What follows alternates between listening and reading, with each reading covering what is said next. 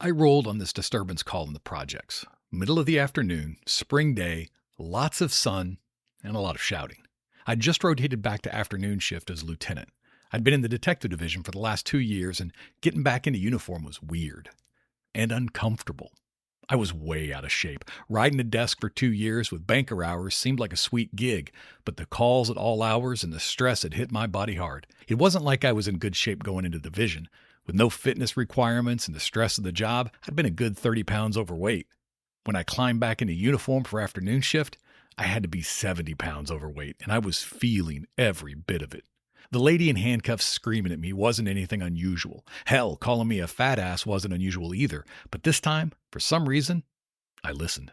Standing in front of the mirror that night, I knew something had to change, and it had to change now.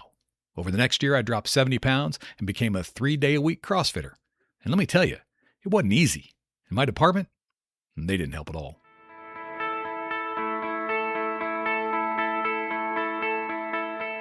It's time to start telling our own stories. I'm Steve Kellums, and welcome to Blue Canary.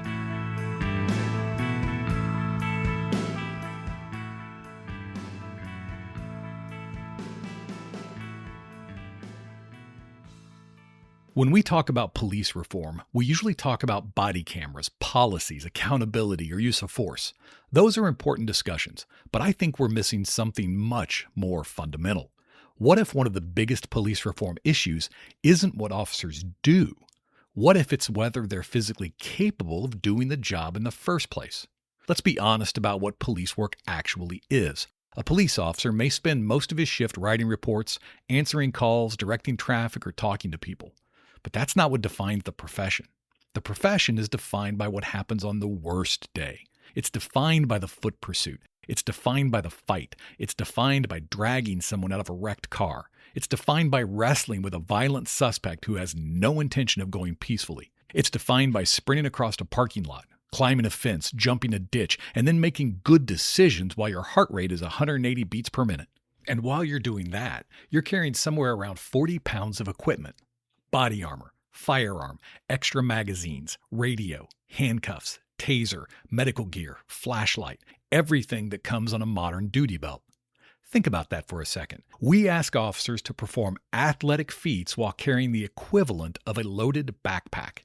In almost any other profession, we would recognize that reality immediately. If I described someone whose job required running, fighting, climbing, carrying weight, making split-second decisions under stress, and performing in front of the public, most people would assume I was talking about a professional athlete.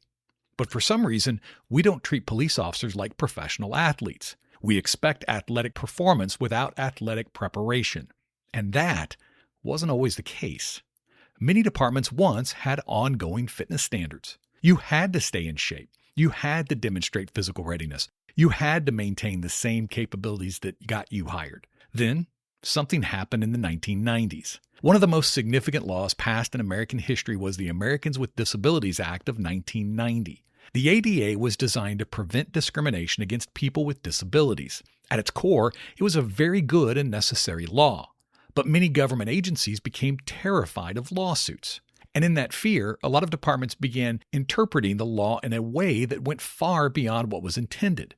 Instead of asking, can we have legitimate job-related fitness standards? They started asking, how do we avoid getting sued?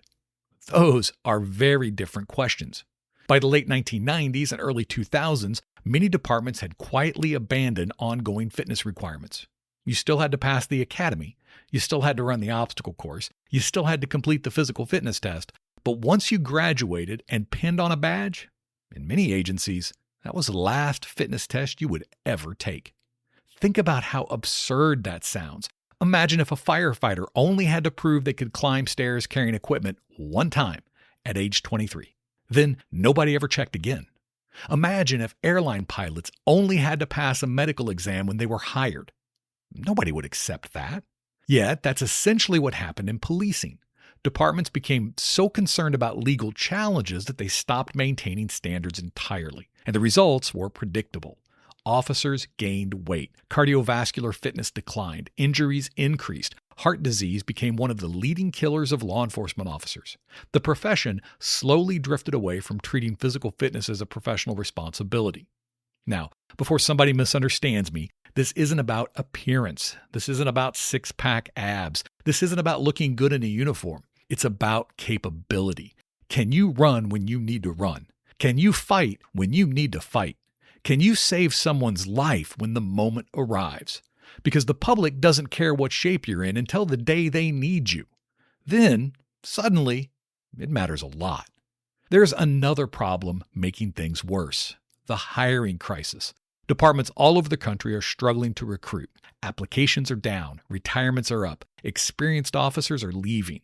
And in response, many agencies have become obsessed with hiring lateral transfers. For those of you who aren't familiar with the term, a lateral transfer is simply an officer who leaves one department and joins another. Departments love laterals because they believe they'll save money. The officer already knows the job, the officer already has experience, the officer requires less training, the officer can supposedly become productive immediately. The theory sounds great. The problem is that theory is often overstated. Every department has different policies, different procedures, different technology, different expectations, even different cultures. Many laterals still require substantial training before becoming fully effective. But even more importantly, an over-reliance on lateral hiring creates another problem. You stop bringing in young officers. You stop building the next generation. You stop developing people from the ground up. Instead, departments start trading the same experienced officers back and forth like free agents. And what happens when every department is fishing in the same pond? The workforce gets older. The average age rises. Retirements accelerate. Health problems increase. Workers' compensation costs increase. And eventually, you wake up and realize your agency has become significantly older than it was 20 years ago. Now, let's be clear, experience is valuable. I would never argue otherwise. An experienced officer has wisdom that no academy can teach. But experience and fitness aren't the same thing.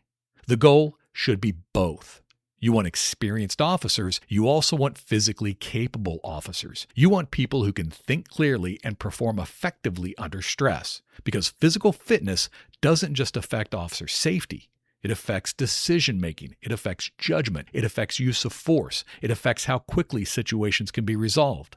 An exhausted officer is more likely to make mistakes. A fatigued officer is more likely to become frustrated. A physically unprepared officer has fewer options available when things go bad. And that's why this conversation matters. This isn't about vanity. It's not about punishment. It's not about humiliating people. It's about recognizing reality. Police work is physically demanding. Always has been. Always will be. And if we're serious about police reform, maybe one of the simplest questions we can ask is this: why do we continue to pretend physical fitness isn't a core job requirement? Because the truth is that better conditioned officers are safer. They're healthier. They're more resilient. They're less likely to be injured. They're more likely to retire with a decent quality of life. And ultimately, they're better equipped to serve the communities that depend on them. And that's only half the issue. Because if physical fitness is the challenge we can see, the mental and emotional burden carried by officers is often the one we can't. The Legal Liability Risk Management Institute is the nation's largest provider of liability and risk management services in the United States. Our goal is to help reduce liability, reduce lawsuits, and enhance officer performance. Regardless of the size of your agency, we have a risk management solution. You may contact us at www.llrmi.com or call 317-386-8325. In the first part of this episode, we talked about physical fitness. We talked about running, fighting, carrying equipment, heart disease, and the gradual decline of physical standards in law enforcement. But if physical fitness is the burden everyone can see, mental and emotional fitness is the burden almost nobody sees. Because unlike physical injuries, emotional injuries don't show up on an X-ray. You can't put a cast on burnout. You can't measure cumulative trauma with a tape measure. And yet, I would argue that mental and emotional fitness may be the most important part of police reform that nobody wants to talk about. Let's start with a simple truth. police officers routinely experience things that most people will never experience in their entire lives. They see fatal car crashes. They see abused children. They see domestic violence. They see suicides. They see overdoses. They see death. Not once, not twice, but over and over and over again. Now, imagine something else. Imagine your worst day. For most people, their worst day becomes a story they tell for the rest of their lives. For police officers, that worst day might just be Tuesday. And by Wednesday, there's another call waiting. That's a reality that most people outside the profession have difficulty understanding. The public often assumes that officers become numb to these experiences. The truth is more complicated. You don't become numb. You adapt. You compartmentalize. You build walls. And in many cases, those walls become necessary just to survive.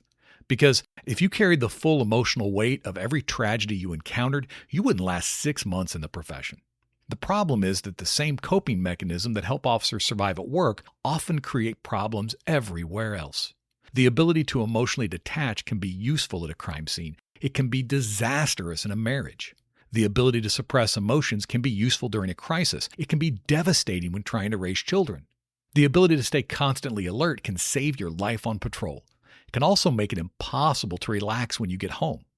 In many ways, officers are trained to develop habits that are professionally useful but personally destructive.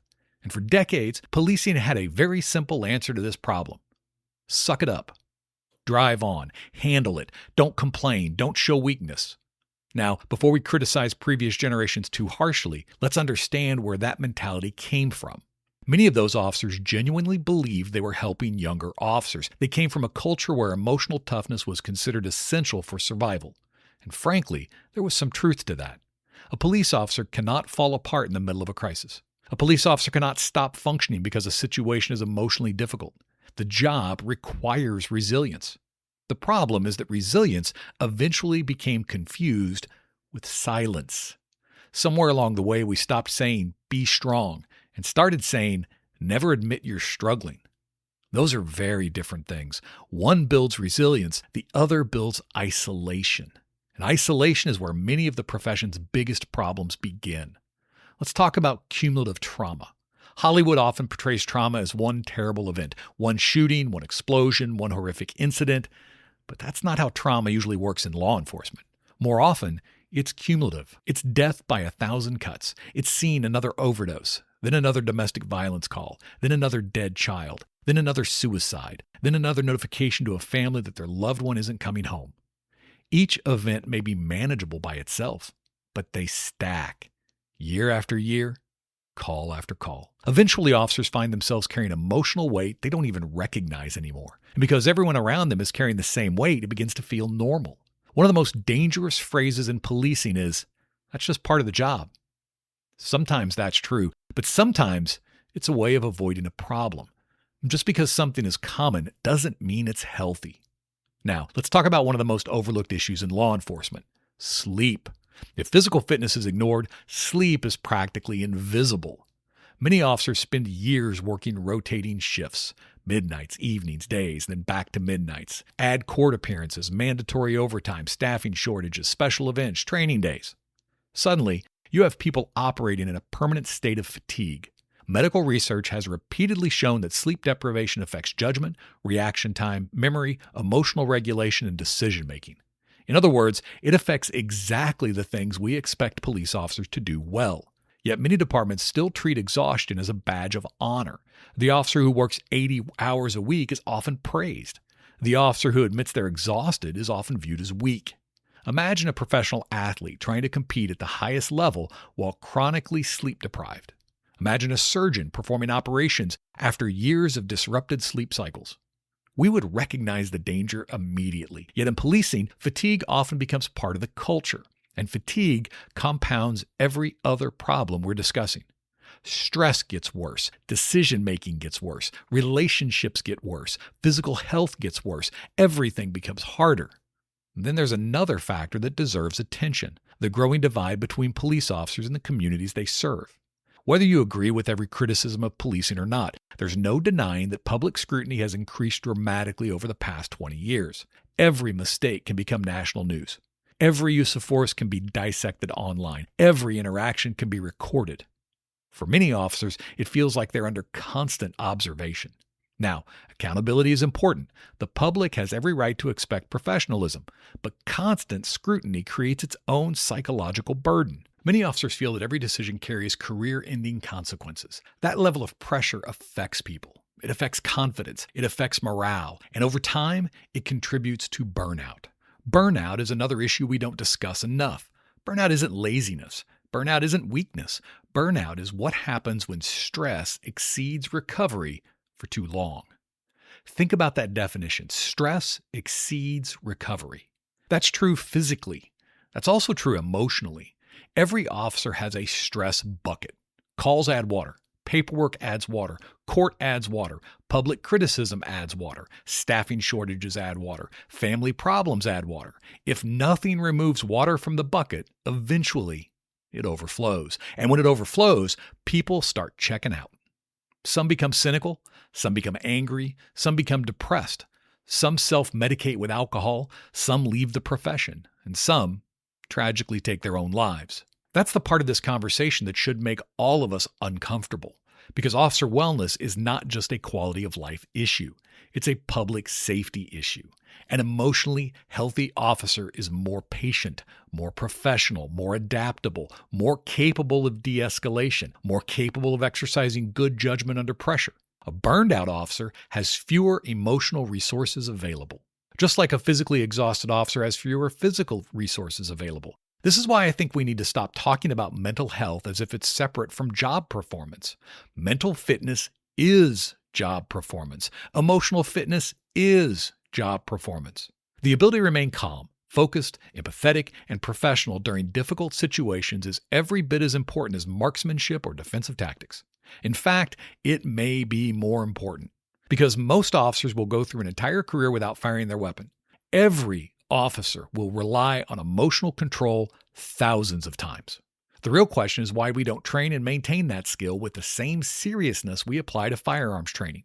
If we expect officers to be mentally resilient, emotionally mature, and psychologically healthy, then we have to start treating those qualities as professional competencies instead of personal responsibilities. Because the reality is simple. We ask officers to carry things most people never see: grief, stress, fear, anger, trauma, responsibility. And we ask them to carry those things for years. The surprising thing isn't that some officers struggle. The surprising thing is that so many manage to do the job as well as they do. But good intentions and personal toughness can only take someone so far. Eventually, every professional requires maintenance. Athletes require maintenance. Pilots require maintenance. Doctors require maintenance. Police officers are no different. And if we're serious about police reform, then improving the mental and emotional fitness of officers isn't a luxury. It's a necessity.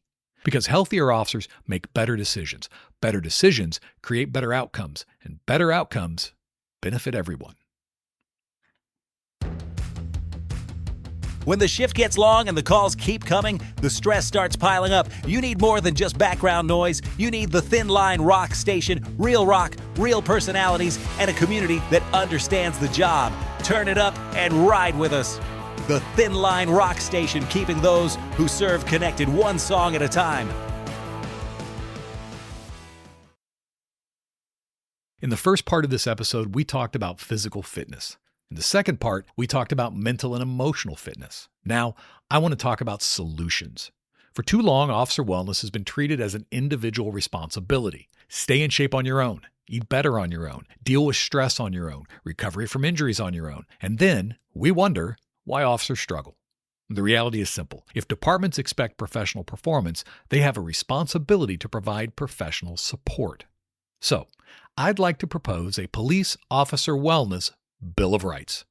Not a legal document, not legislation, but a set of principles that every law enforcement agency should embrace.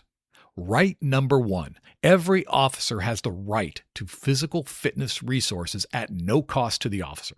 If physical fitness is a job requirement, then departments should provide the tools necessary to maintain it. That means access to workout facilities and fitness equipment, not paid by the officer, paid for by the agency. We will never expect officers to purchase their own patrol cars. We shouldn't expect them to fund their own fitness programs either. Right number 2. Every officer has the right to professional nutritional support at no cost to the officer. Nutrition is one of the most overlooked aspects of officer wellness. Shift work, long hours, and stress make healthy eating difficult. Departments should provide access to qualified nutrition specialists who can help officers develop realistic plans for maintaining their health throughout their careers. Prevention is always cheaper than treatment. Right number 3. Every officer has the right to physical therapy and injury recovery services at no cost to the officer. Policing is physically demanding. Officers get hurt. Sometimes it's a major injury. Sometimes it's years of wear and tear on the body. Departments should provide access to physical therapists who can help officers recover from injuries and maintain long-term mobility and health. The goal should not be to keep officers working until they break down. The goal should be to keep them healthy enough to finish their careers strong.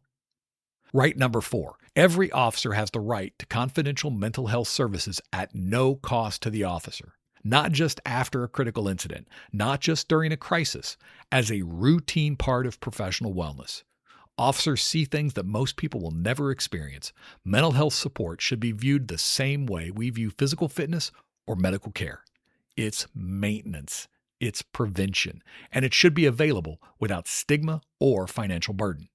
Right number 5. Every officer has the right to wellness time as part of the job.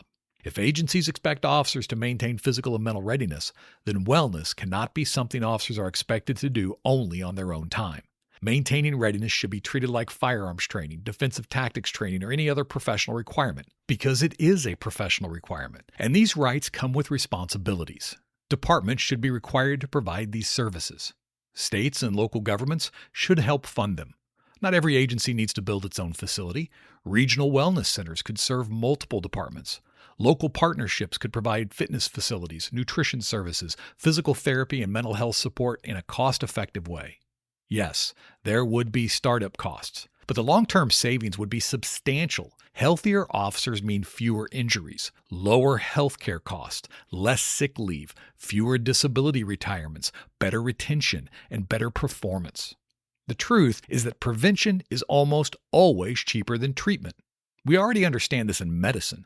We understand it in fitness. We understand it in vehicle maintenance. We should understand it in policing. Because this isn't just about helping officers. It's about improving public safety. Healthier officers make better decisions. More resilient officers perform better under stress. And better officers create better outcomes for the communities they serve. If we truly want professional policing, then we need to start treating officer wellness as a professional responsibility, not just for the officer, but for the department as well. That's not politics. That's not ideology. That's common sense. And that's the story we have to tell. Thank you for joining. As always, I'm curious what questions you're getting asked. What isn't the news covering? What story needs to be told? Connect with me at bluecanarypodcast@gmail.com.